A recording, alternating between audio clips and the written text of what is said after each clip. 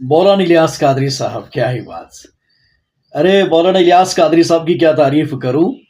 आपको एक बात बताऊं, इन्होंने जब बुखारी शरीफ की पहली हदीस पाक इन्नमल आमालु बिन्नियात को देखा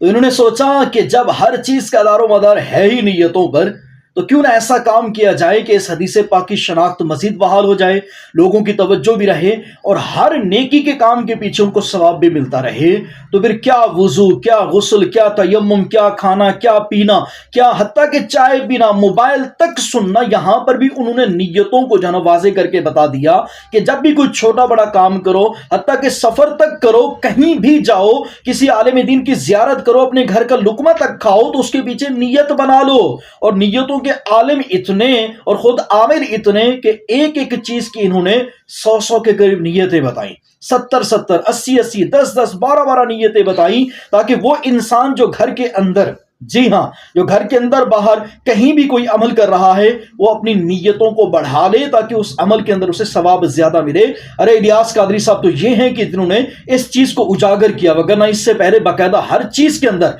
इस तरह नीयतों की शनाख्त कहां थी। सोचिएगा जरूर कि मौलाना इलियास कादरी साहब उम्मत के मोहसिन हैं, और इस हदीस पाक के अंदर जो नीयतों की बात है, इसकी तरवीज व इशाअत के अंदर वो सबसे ज्यादा आगे आपको नजर आएंगे।